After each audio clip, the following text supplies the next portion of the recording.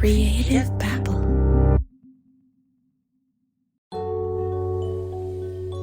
Previously on Pretend. George Wayne Smith really believed that the end of the world was months away. In order to survive the rapture, he needed cash and he needed it fast.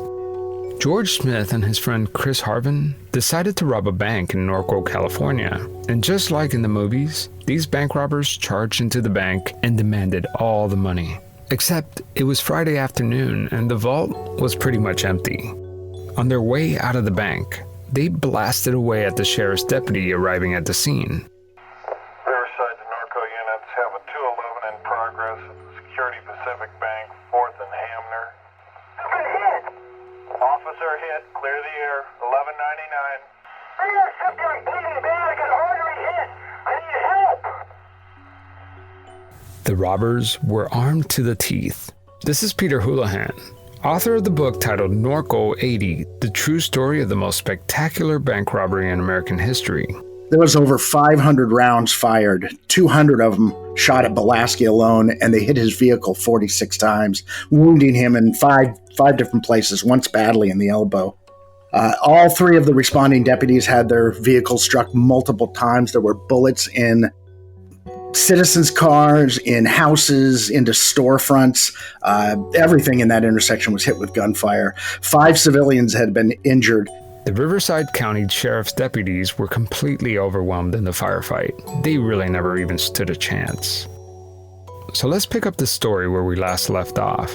George Wayne Smith and his buddies managed to flee the scene and are on their way to get their cold cars parked a few miles away. But how did this chaotic chase end 60 miles east in a remote canyon heading towards the Mojave Desert? I'm Javier Leiva, and this is Pretend. Stories about real people pretending to be someone else.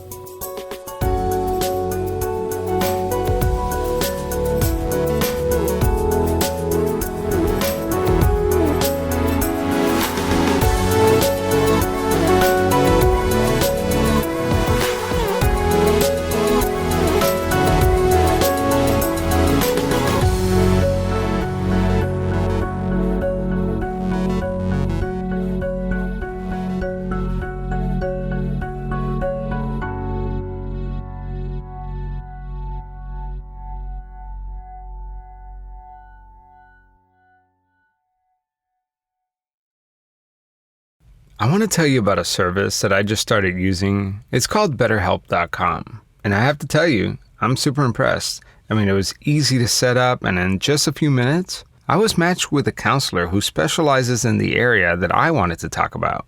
I can't tell you how great it felt to just get my thoughts out in the messaging feature.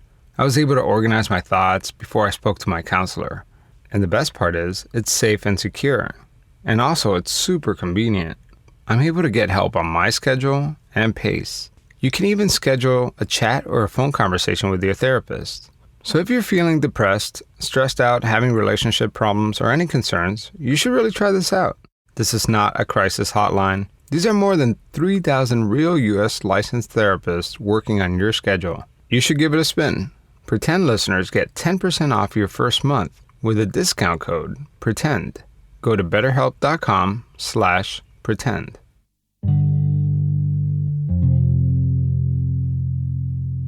Before George Smith ever stepped foot in the Security Pacific Bank in Norco, he was just an ordinary guy with a blue-collar job.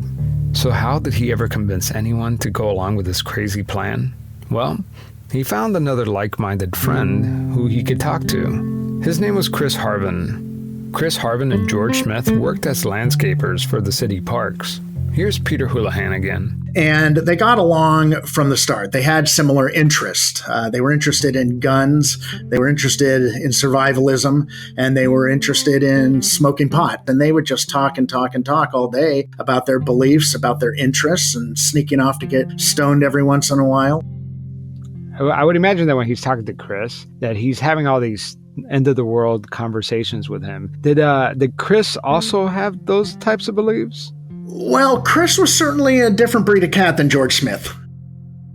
He did have doomsday scenario beliefs, but he was not religious particularly. He was not political and he was not ideological, and George could be all three of those things. However, Chris was a bit of a troublemaker. He'd been booted out of the Army after 2 months. He actually was honorably discharged, but he purposely got himself booted out, as opposed to George spending 2 years with an honorable discharge and some positive recognition.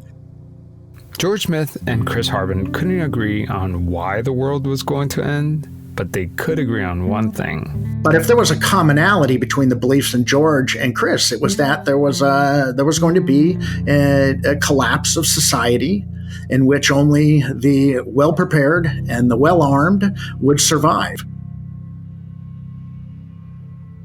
Sure, looking back, George Smith was a disturbed individual. But back then, he had a wife and a kid, and on the surface, everything seemed fine. He was a great father. He was a great husband, but Hannah never really had a bad thing to say about George. George Smith's wife, Hannah, was 9 years older than George.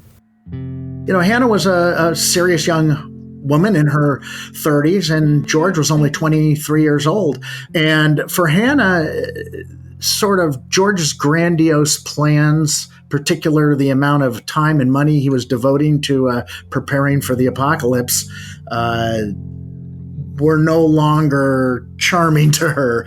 She saw it as a drain on family resources, and it really strained the relationship. And George was deeply hurt by this as well. The way he looked at it, and he was not wrong. He'd always been responsible. He'd been a great provider. He was loving. He worked 2 jobs. He was a karate instructor, as well as working at the Parks Service. So he was deeply disillusioned and hurt by this.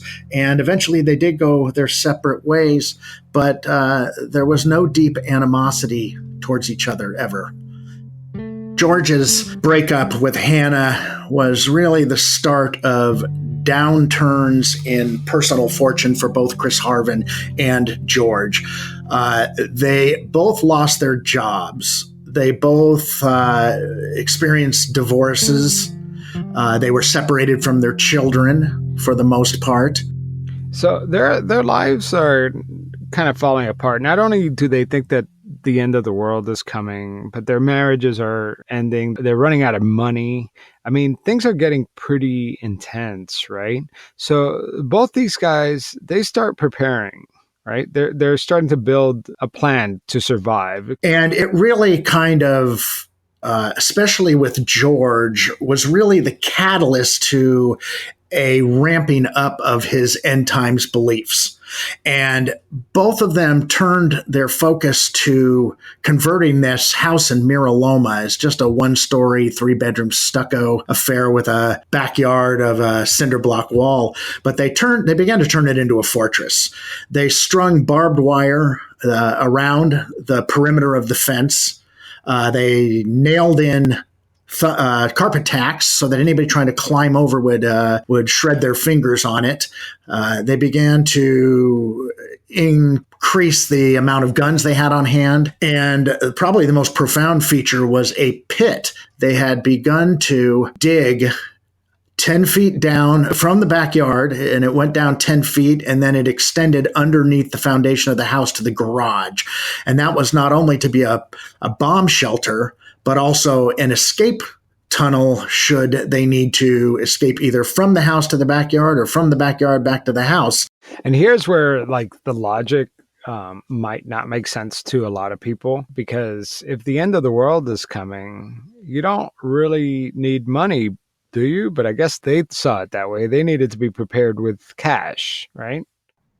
Yeah, well, a couple things. For Chris Harven, it's pretty simple. He's looking at social collapse more than he's looking at or a cataclysmic event of many different varieties, which would indeed create a social collapse and the type of society where you would need to survive and people would be without food and medical attention, and it would be every man for himself, a complete breakdown in law and order.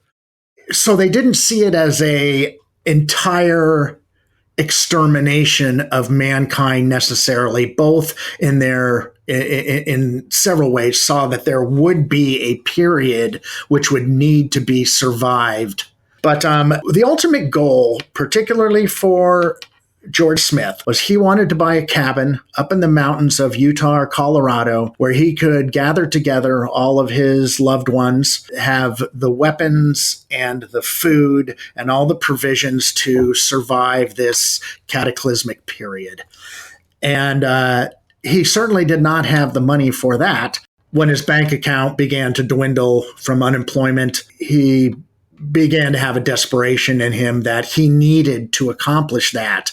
And the penalty for not being able to secure the cash to do that would be not only his death, but also that of all of his loved ones. So let's go back to the scene outside the Security Pacific Bank in Norco. Murder 51, 3 suspects fled. A yellow pickup north on Hamner. They got 2 hostages. The bank robbers have fled the scene. They're making their way to the cold cars parked a few miles away. And for a few minutes, no one was chasing them.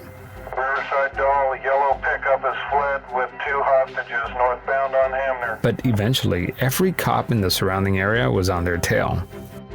There's all these cops chasing them at this point. You know, who gets to them next? I mean, who's the closest one to get to these robbers? The first deputy to encounter them is Daryl Reed, headed southbound on Hamner, and he takes fire and is shot in the knee. And that is very close to where the getaway cars are, and at that point, Chris Harven decides they can't stop there. They pass the cold cars. What now? It's time for Plan B. Head towards George's house in the next town over. Deputy Rolf Parks is joining the pursuit. Remember him? He was the officer issuing a speeding ticket when he got the call. As they're leaving the city, they encounter Deputy Daryl Reed, who's coming into Norco. He's not sure what kind of vehicle they're in, and before he knows it, he gets shot without even knowing what happened to him. He gets shot through the door in the left knee. At this point, Rolf Parks still hasn't caught up with the robbers. Yeah, and I would imagine that you're just taking it all in, trying to make sense out of it, and also that there's probably not a lot of protocol back then. No, there's no training for defending yourself, against one person that has an assault rifle, much less 4. The vehicle is heading on Fleischman towards Etiwanda. This is a lot to listen to, all the things that are going on at this time, because a lot of people are talking at once. Glenn's talking, Chuck's talking, dispatch is talking, and literally probably another 20 units are talking as to how to set up and approach getting into Norco. Deputy Parks is seconds away from closing in on these bad guys. He's driving down a 2-lane road headed to a town called Miraloma. Here's Peter Houlihan. Rolf Parks has been responding from a different part of town, and he decides he knows where he might be able to intercept this truck.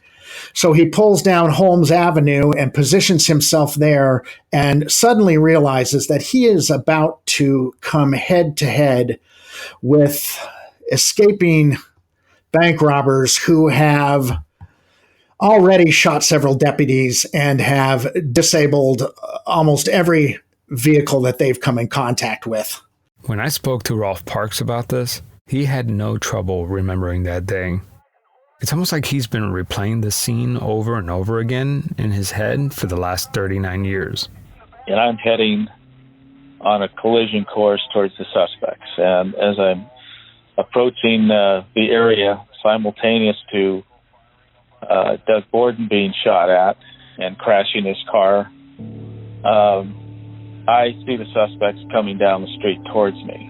But before Rolf has a chance to make any sort of decision or react, the yellow truck comes around the corner and begins rolling directly at him from about 100 yards away. I have no place to go. There's no place to go forward or backwards. And Rolf is basically pinned where he is. He doesn't have time to bail out of his vehicle. He doesn't have time to swing a U-turn. And as I'm watching them come towards me, so I was able to squeeze down to the floor as much as I could, and be fairly low underneath the dashboard.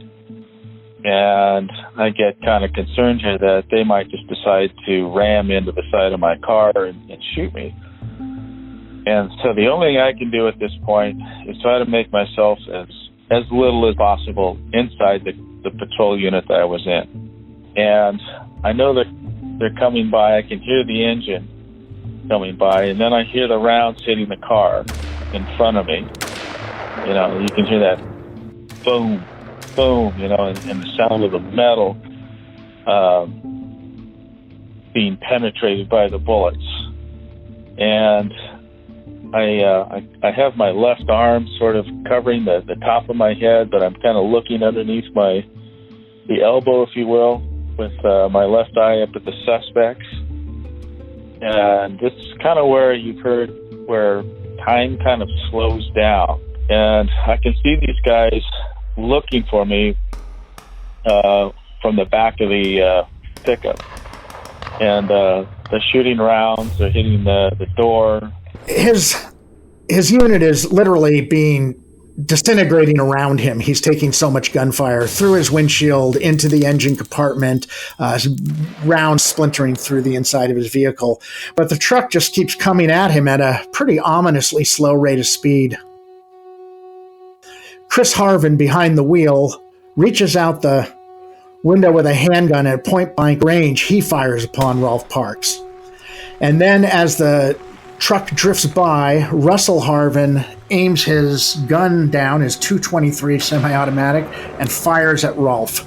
And as they are pulling away, a wounded George Wayne Smith, who's sitting in the back firing over the tailgate, unloads that monster .308 Heckler Koch into Rolf's vehicle. You know, I have to say, I expected to be killed there. I did not expect to survive. Obviously, Rolf Parks lived to tell the story. Deputy Rolf Parks came about as close as you can come to dying without being badly injured. A round from a .223 semi-automatic rifle just grazed him right at the hairline, causing an abrasion on the top of his head. 1 inch lower and it would have been the proverbial bullet between the eyes. Suddenly, there was silence. And then the only thing you hear is my engine running, you know, and you know, like I start to peek up, look over the doorpost, if you would, look in the back, trying to see if I can see the suspects. Are they out of the car? Did they just park somewhere? But they actually had left the area. The bank robbers and the yellow truck were gone.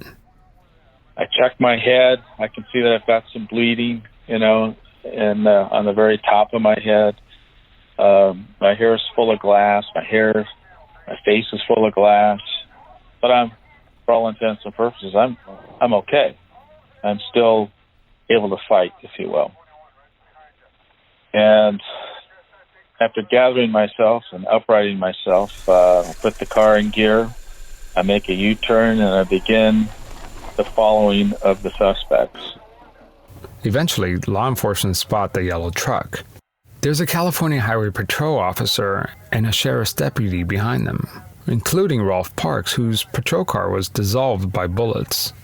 And I'll tell you something interesting about Parks. Parks is going to be the one who remains in that pursuit the longest, for 40 minutes from where he picked it up to where it ends, even though he has, in the end, gets 2 vehicles shot out from under him. Oh, okay, so he's not using the same vehicle that just got shot up, right? Yeah, he continued on. That vehicle gets disabled at another point with a flat tire. He bails out, jumps into a patrol unit driven by Fred Chisholm, who's relatively new on the force. They continue the pursuit. They take additional fire, and eventually Chisholm's unit is shot out. They jump out and jump out of Chisholm's unit and jump into a third unit that picks them up. So Rolf Parks was in 3 different patrol units, 2 of which were shot out from under him. But that just tells you, I mean, the intensity of this chase, right? Like, this is, I mean, going on for what seems like forever. And like just that description of Ralph Park jumping from vehicle to vehicle just shows you how insane this was.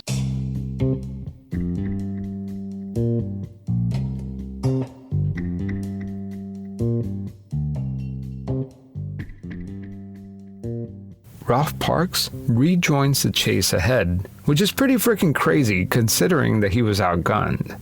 Those kind of weapons dominate you. And if you have multiple people shooting at you, you're overwhelmed immediately. Every cop who got anywhere near these guys were just shot down. The first one to get hit is Herman Brown, and he turns on to Etowanda, as I say, and, just surprised to immediately see this truck headed at him. And he only has time to duck down as gunfire starts coming through his windshield and into his vehicle. And he gets hit in the leg, and he takes hundreds of fragments from bullet fragments into the other leg. But he ducks just in time as a bullet comes through his windshield, that when he lowers his head, it actually grazes the back of his neck. Deputy Ken McDaniels, as the truck goes through the intersection, McDaniels is coming from a side street. He turns right behind the truck, immediately gets around from George Smith's 308 through his windshield. It fragments, and he's struck in the shoulder by bullet fragments. And when he pulls over, that exposes Ralph Parks, and poor Ralph Parks immediately takes a round through his windshield, straight through his windshield. The bank robbers annihilate several police vehicles chasing them. And despite all that, Ralph Parks keeps going after them.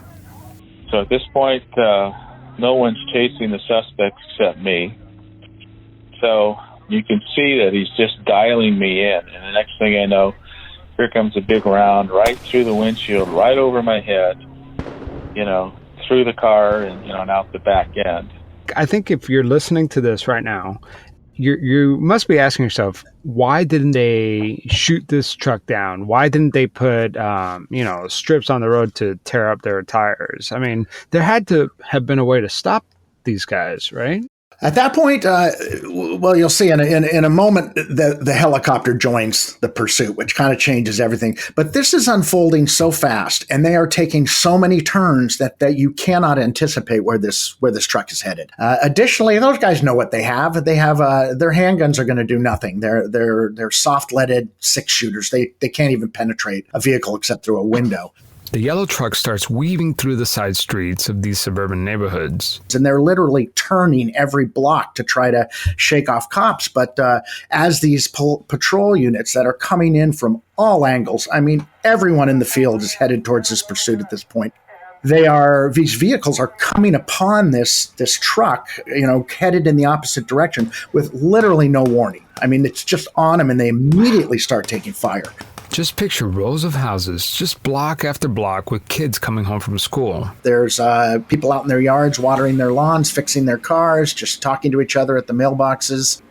There are school buses that are still passing through the neighborhood. And civilians were caught in crossfire, and they were diving out of the way. Their vehicles were certainly being hit by it. Remember, Manny Delgado just witnessed his brother killed in front of him at the bank.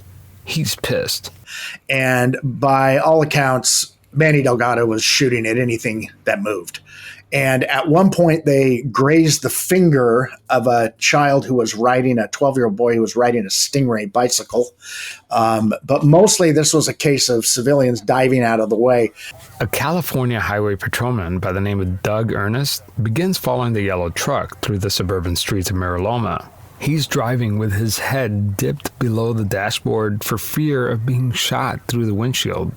And he's weaving through the streets, and at one point he misses a turn, and a child jumps out in the road and says, no, they went that way, Meanwhile, Ralph Park loses a yellow truck. He's driving block by block, looking for any signs of the bank robbers. And I turned eastbound on a parallel street. I didn't go all the way up to them. And I start driving eastbound, and I'm kind of wondering, well, did they stop, or where did they go? Eventually, Ralph Park spots the yellow truck. The bank robbers are unloading on another deputy's car. George Smith and his men keep moving, leaving the neighborhood and approaching an intersection. When they come to this intersection, in about 10 seconds and 100 yards, they end up shooting 2 deputies and a civilian and about 5 additional police vehicles. Continue up the street, the bullets are falling all around the side of me as well. My tires are shot out, and I need to pull over. I get out of my car, and Deputy Fred Chisholm was behind me. He stopped, picked me up. I got into his car carrying my shotgun. And as soon as we turn, at that point, I see this graveyard of police cars that are all lined up in a row. They're all shot to pieces, if you will.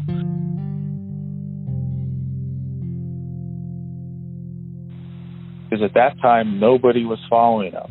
In this graveyard of cars, everybody was either shot or out of action or rendered to those that were out of action. The robbers jump on the freeway, and once again, they're gone.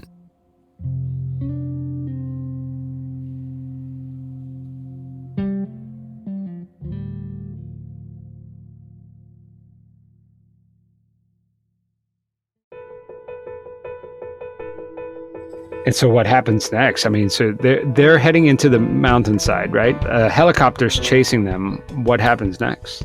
What they do then is they get onto a busy Southern California freeway headed towards the San Gabriel Mountains. It's kind of ironic because that's what they should have done. That's what every bank robber tries to do is rob a bank and get onto a freeway. These guys took about 20 minutes and 9 miles to do it. But they get onto Interstate 15, headed north in the direction of Las Vegas, but they are headed for the San Gabriel Mountains. I mean, are they getting away with it? Getting away with it might be a little bit too much because they still got a helicopter right above them. But as they leave Mira Loma, they have no police vehicles behind them at that moment. So in the sense of shaking off the pursuing police officers, they had been successful in doing that, except for the helicopter as they left Mira Loma. Half a dozen police cars are racing towards the San Gabriel Mountains. Now the game changes a little bit because the police helicopter shows up. What happens next? Well, of course, this is George Smith's worst nightmare. You get a helicopter above you. A helicopter is trailing them, and Deputy Ralph Parks catches up to the yellow truck. I didn't know if they had seen us or not, but we had our overhead rotating lights on, and we take up a position behind a big 18-wheeler. And I was kind of feeling, well, they probably won't shoot the civilian vehicle, and we can just hide here and just kind of keep an eye on which direction they're going. No sooner did I think that the suspects are shooting at the 18-wheeler. The 18-wheeler swerves to the right. And it's like a curtain had opened. And all of a sudden, there we are, out in the open. And once again, we're getting shot at. We're getting plowed. The rounds are hitting the windshield. It's hitting the radiator. It's hitting the ground around us. We're going north. We're still going north. And as we're going north, and the fleet of police vehicles from everywhere, from CHP, Riverside, San Bernardino, Ontario, all kinds of agencies are piling in behind us. But George Wayne Smith had a few more surprises waiting for the approaching officers. He tosses out something from the back of his truck and boom! Until they threw out the first hand grenade. George Smith begins to toss homemade fragmentation grenades out the back of the truck to try to hold off the police. And several law enforcement vehicles, including Ralph Parks's, is hit with shrapnel from fragmentation grenades. And George threw out 3 grenades on that freeway. There were also civilian vehicles that were getting hit with gunfire.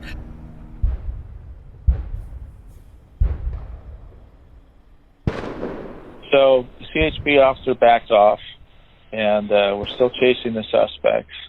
Then they throw out a second bomb, and you can feel the shrapnel from the weapon, from the explosive devices, flaking over the side of the vehicles and such. Chris Harven also begins to slow the truck to draw some of these vehicles in so that Russ and George and Manny can shoot them at close range. So that's pretty amazing. They're not trying to get away as fast as they can. They're actually slowing down to take out more cops. George Smith fires at the helicopter flying overhead and actually hits it. The pilot of the helicopter is a combat Vietnam vet, and he knows what it sounds like when rounds are going by your aircraft. And he realizes he's being fired on, but quickly they take a round through the belly of the helicopter, through the electrical equipment, which catches fire and starts to fill the cockpit full of smoke. Interstate 15 is absolutely nuts. Fragmentation, grenades, hitting cars from a half mile away, multiple agencies that can't speak to each other over their radio frequencies, closing in, falling back, shooting down a helicopter. And that's about a 6 or 8 mile run up the freeway. Ralph Park's vehicle slowly begins to die. And it became obvious we were going to have to drop out of the chase. The vehicle's not even doing 15 miles an hour. And that's when Riverside Deputy Sheriff Jim Evans takes over in the pursuit. Jim was an experienced Riverside Sheriff. He was also a combat veteran from Special Forces in Vietnam. He takes over the chase, and there is as I was saying, there was a second San Bernardino Sheriff helicopter that's overhead. Obviously, they've left suburban areas, and they are now kind of in a more wide open country, and they are heading at the San Gabriel Mountains. And the San Gabriel Mountains are very formidable mountains. They rise up from the valley floor abruptly up to heights as high as 10,000 feet. They are very rugged. They're heading into the mountainside, right? Helicopters chasing them. What happens next? But yeah, it's still the Wild West in a lot of ways. There's not the heavy weapons. The other thing that was hampered this enormously is at this point you had 6 different police agencies, and none of them could speak to each other. They had separate radio bandwidths they were speaking over. If you had a scanner in your patrol unit, you could hear the other frequencies, but you could not speak to them. And even the San Bernardino helicopter above them could not speak to the Riverside deputies who were in the pursuit below them or the CHP. So it's just basically a big game of telephone. And how close is this helicopter flying? They're about 800 feet above the truck. You may be asking yourself, why doesn't this helicopter just shoot them down? Well, this isn't a combat helicopter. The helicopter's not armed. It's just a way for them to keep track of the yellow truck from the sky. But, it's probably been, 45 minutes since they left the bank in Norco? Is there any hope that that the police can stop them now in this wilderness area? These are 1-lane roads when you start to get up high up Lytle Creek. And it becomes a dirt road at about 3,000 feet elevation.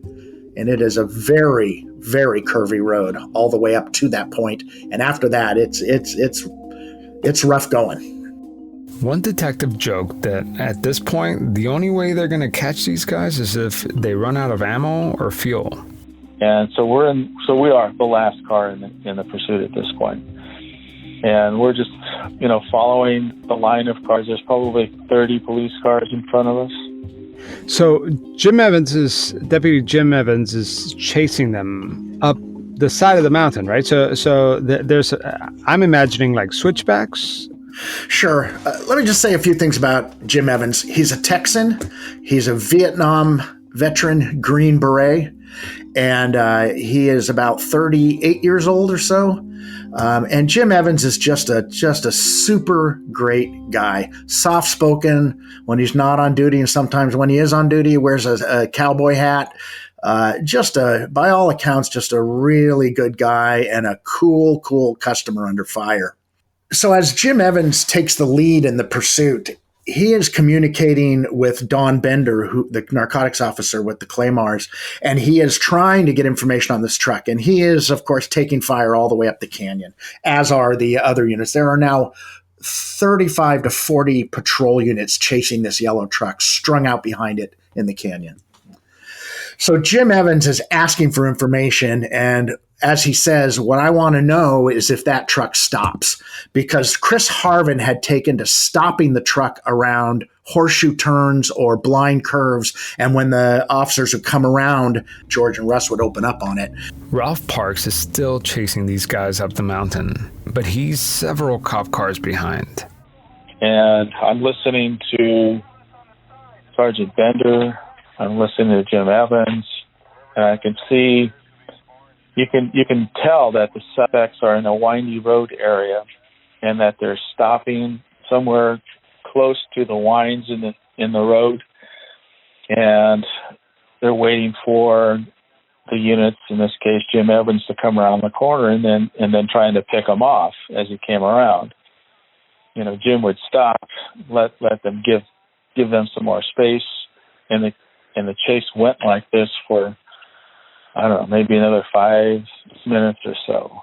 So they fell back a little bit, but Jim Evans is asking constantly, where are they? I need to know if they stop. I don't want to get ambushed. And it takes about 20 seconds for Bender to get a report from the helicopter, switch over to Evans and give him a report. So there's a lag of about 15 seconds on the communication. And that does prove to be tragic in the end for the officers.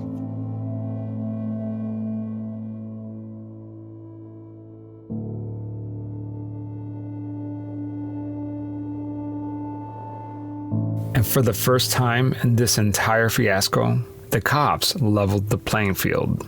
An officer named DJ McCarty grabs an M16 out of the evidence locker and makes his way to the front of the pursuit. He's driving as fast as he can, telling all the cops ahead of him to just get out of the way.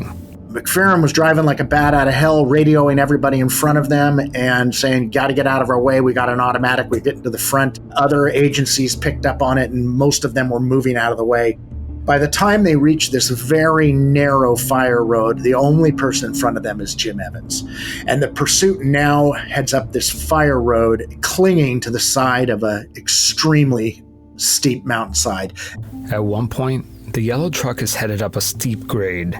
The driver, Chris Harven, looks ahead and notices that the entire road has been washed out in a landslide. The robbers stop the yellow truck and jump out. They line up and they're just waiting for the police units to come around the corner. The helicopter sees this and radios Jim Evans to stop. Jim Evans does not get the signal from the radio in time. He comes around the corner and straight into gunfire from the four guys. 3 of them firing semi-automatic rifles. So he slams his car to a stop about 70 feet behind the yellow truck, and rounds immediately come through his windshield, and he makes a last cry into the microphone, dives out of his unit, and draws his service revolver, and now he's behind his front door, and he begins firing on the 4 men who are by the truck. Was he hit? Evans gets off 6 rounds from his revolver, and one of them hits Chris Harven in the back, up by the shoulder blade. It's actually a remarkable shot for someone to hit a target that far away while under heavy fire.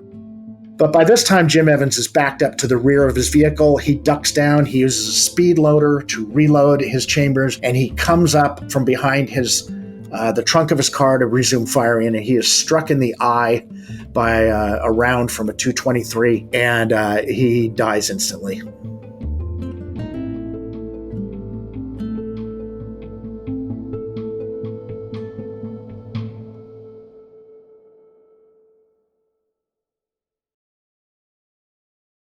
Deputy DJ McCarty finally arrives with the M16 rifle. DJ McCarty is still in the passenger seat of his vehicle when it slams to a stop behind Jim Evans, and he sees Jim Evans get shot and killed directly in front of him. And in almost that same volley, rounds come through his windshield, and they strike McCarty in the elbow. McCarty jumps out of his vehicle without the M16, and there is so much fire coming down on him at that point that he attempts to dig a hole and get underneath his patrol unit on this road. When he's unable to do that, he reaches up, he grabs the M16, he drags it out, he tries to get the clip in. It keeps falling out because he doesn't know exactly how to use it. But at that point, according to his own testimony later on, he jumped up, held up the M16, and sort of swept it back and forth across the road with his eyes closed. He said he was so afraid of getting hit. God. It's McCarty's gunfire that eventually drives the bank robbers off, the 4 surviving bank robbers, and they turn around and start heading up the hill, and they kind of clamber over that landslide.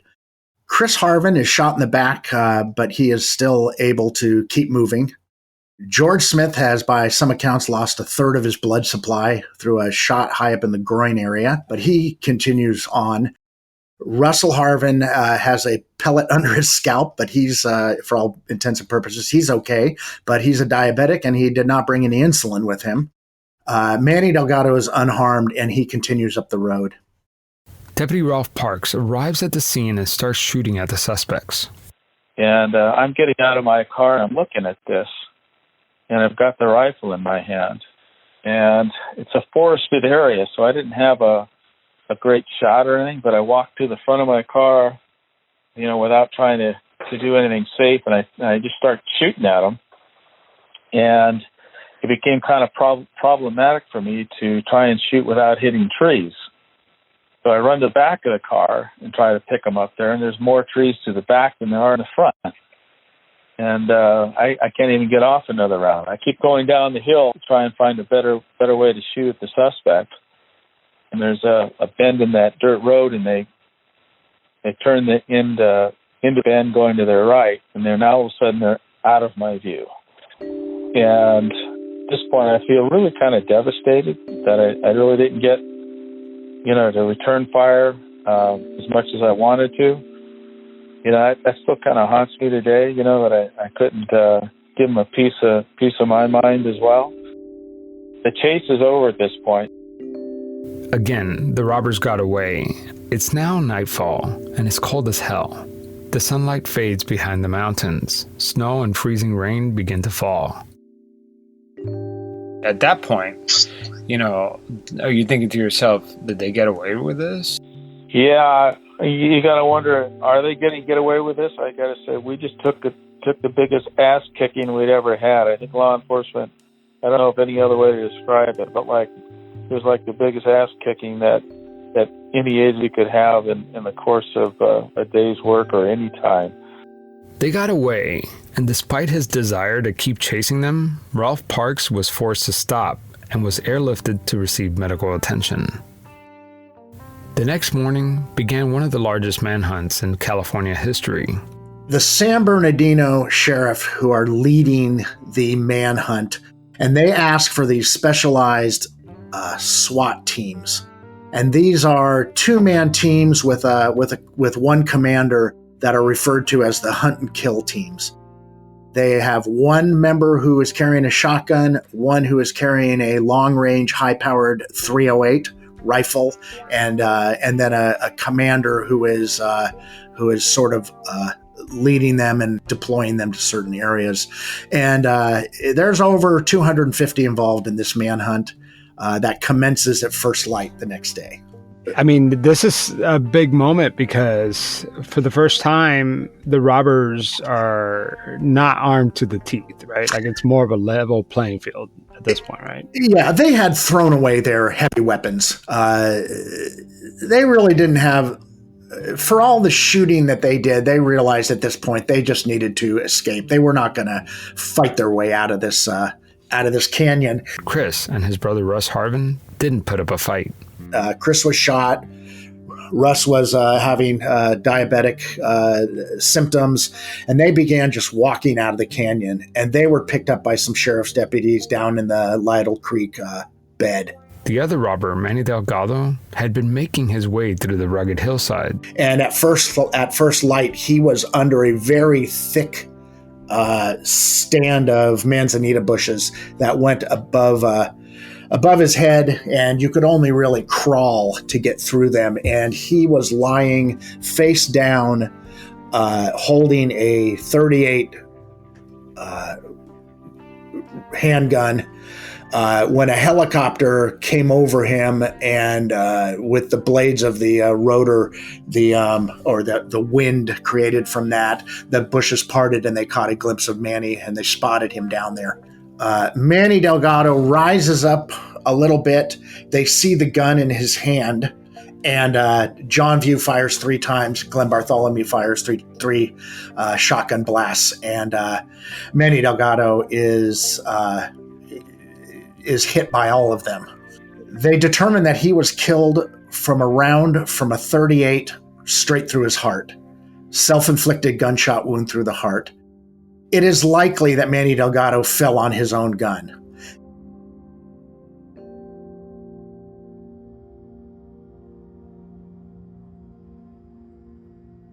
This is Detective Dvorak again. He's the voice you heard in part 1 during the George Smith confession tape. So the next morning, I show up at the command post, and they say that saw some movement up under a brush, and it was a San Bernardino PD SWAT team that had been in these canyons, and they were above, they got dropped in the canyon up at the top, and they were going downhill. And down below them, they saw some movement in a bush, which turned out to be George Smith, and he had been shot 3 times. He was laying there, and he'd been out in the cold, and the temperatures were around 0. It had rained in the night. It had snowed at night. It had been windy. They said that his poncho that he was wearing was covered with snow. So they put me in a helicopter and said, you take these 2 San Bernardino Sheriff SWAT guys and go up there and go over them and cover them while they go in and handcuff this guy. Detective Dvorak had to figure out a way to get George Smith off the side of the mountain. When Dvorak sees Smith, he genuinely feels that Smith may die on that mountainside. And he's got a handheld recorder, so he immediately starts asking Smith questions. So I turned on my tape recorder when I got there and introduced myself and told him who I was and what I was wanting. And George, I'm Dvorak from Sheriff's Homicide. You understand that? And, his concern was, I need medical treatment. And I said, I understand that, but I need some information also. And George Smith starts to give information, although he is very weak, and he asks repeatedly that he wants to go to sleep. I was surprised he was even talking. I thought, when I first from the helicopter saw him laying under the bush before I landed, I thought he was dead. When I was talking to him initially, my game plan wasn't to put together a court case. We still had outstanding suspects up in the canyon, and they were armed with a lot of heavy rifles and so on, military-grade rifles. I'm trying to save another cop from getting killed. What's your full name? George Smith. Wayne Smith. In the tape, we could hear the helicopter. It sounded like, was it like flying overhead? Cold. It was foggy. It was absolutely miserable up there, and it was real rough, ragged, steep terrain. But there's no way for that helicopter to land there, so you had to take him down. And he couldn't have been airlifted? Not at that point. No. They didn't have the equipment they have now. I'm tape recording this conversation. You aware of that? You can't have breath. Okay. You're aware I'm tape recording the conversation, right? Okay, he nodded his head. You realize that you have a bullet in your back? You realize that, correct? There's a possibility that you may die. You realize that? Yeah. With that in mind, you want to tell me anything about what happened? Helicopter, we'll talk. And we had a couple slips where, where he slipped. He couldn't basically do anything by himself. We basically were carrying him. And 2 men or 3 men abreast trying to go down that hill is ridiculous. I mean, it's rough. So it was probably going to be about, on best case scenario, a 30-minute hike down the hill before we actually were able to get him on a helicopter. We're going to do what we can, George, but the helicopter can't land here, and we've got quite a ways to walk before we can get you to where you're going to be picked up. You understand that? How much longer? Probably about a 5-minute hike down the hill. Oh, goodness. Now, he looked bad. I mean, I'm surprised he even made it. But I rather than give him the traditional Miranda rights, I informed him, hey, George, you may be dead before we get you down this hill. What happened, George? I got 3 in my leg. You got 3 rounds in your leg? Yeah.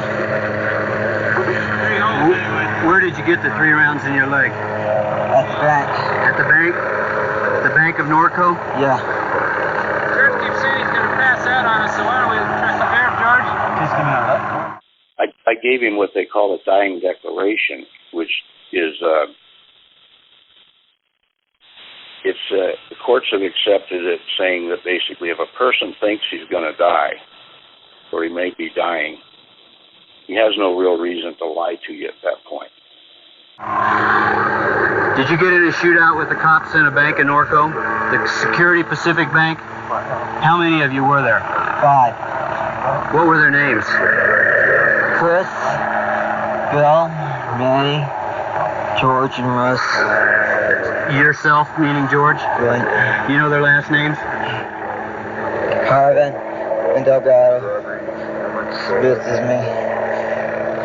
Little by little, he started feeding the information, and what happened as it went on, we'd go down the hill a ways, probably not more than 40, 50 feet at a time, and then he'd be like, yeah, stop, I gotta stop, you know. And so we'd set him down and take a break, and then I'd turn the tape recorder back on. And I said, okay, George, now you're taking a break, you know, you got your wind, let's talk some more. Do you know that an officer has been killed? Poncho.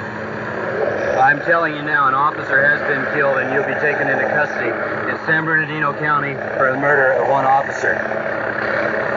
Did you see them kill the officer? No. Did you fire at any officers in this canyon area? You did? I fired, but it was...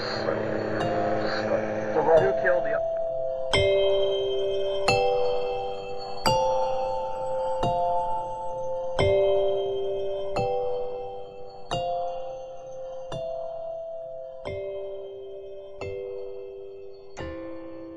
Chris and Russ Harven were taken down for questioning, and they were interrogated separately. Chris Harven has the bullet in his back, but he is speaking normally at this point.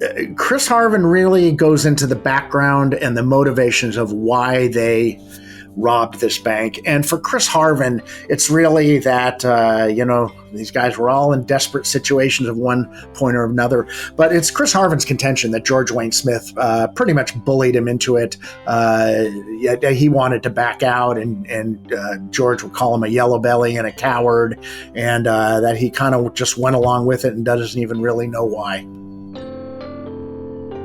And, a lot of these officers, even today, 35 years later, are still traumatized by the events that happened. Could you tell us about that? It's really the human element that attracted me to this story rather than the bang, bang, shoot 'em up. As astonishing as the pursuit and the robbery itself was, there's a human side to this that is, part triumphant, part tragic. Certainly the death of Jim Evans was a huge loss.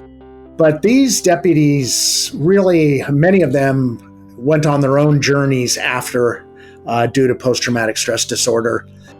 Even Gary Keeter, who was behind the dispatch mic, is still haunted by the events of that day. Or something that has reminded him of Norco. Of course, every year on the anniversary, I really remember Norco, especially, but I remember it every day. Norco is widely recognized as being a gateway event to what is now known as the militarization of local police forces.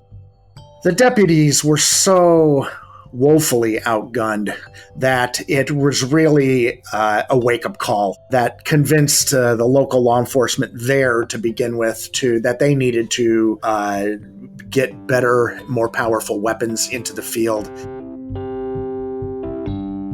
The Riverside Sheriff today now has a modern communication system that can communicate with everybody, and they also have a SWAT team. They also have a helicopter bureau of their own, and they have a bomb disposal unit. So, everything that they have today is what was necessary back then, only it didn't exist. George Wayne Smith is currently incarcerated in Richard J. Donovan Penitentiary in San Diego, California. And there's no question that George had this dual personality, and it even appeared during the trial at certain points. On one side, he has this religiosity, a deep faith in the Christian faith. He continues to help people in prison the way he did before he went to prison. But he also continues to have that side of a personality that has a big streak of arrogance, that he's a bit of a know-it-all, that he knows more than everybody else, and that his needs are more important than those around him. Author Peter Houlihan has had contact with George Smith over the years. It took George years and years before he finally acknowledged the damage that he had caused, and he did that in a letter to me. I think George is certainly an introspective guy. I'm sure he's thought about it a lot. There was no question he was very sorry it had ever happened. Again, he did not foresee his consequences or did not care enough to think through what this could do to others' lives. And I think over time, George has come to learn that, but I do not think his two personality sides have diminished much at all. It's a tragedy that Jim Evans had to die because George Wayne Smith's twisted interpretation of the Bible. But at the same time, it's also remarkable that many officers made it out alive. Here's Rolf Parks one last time. Well, I'm glad you're still with us. I am too. So I'm glad that the story is being told, because I got to say, for years, it was like the greatest story that was never told, and now it's being told. And so I'm happy that this is happening in my lifetime, if you will, because this happened 39 years ago. I urge you to buy a copy of Peter Houlihan's book titled Norco AD, the true story of the most spectacular bank robbery in American history. You might think I gave it all away, but trust me, what you heard in these last 2 episodes is only half the book. The next half of the book covers a trial. A trial, you ask? Why would these guys need a trial? Isn't it obvious that they were the people who did it? Oh, and what about the rumors of a 6th bank robber that was never caught? And George Wayne Smith ends up representing himself. There's even a bizarre sex scandal that breaks out in the middle of the trial. There were reports that one of the investigators was pleasuring George Smith behind closed doors. Crazy stuff. This is by far one of the best books I've read in a long time. And it's Peter Houlihan's first attempt as an author. He knocked it out of the park. Everyone I spoke to praises his attempt to capture every angle of this story as accurately as possible. Please do yourself a favor and grab a copy of this book. I'll have a link in the show notes.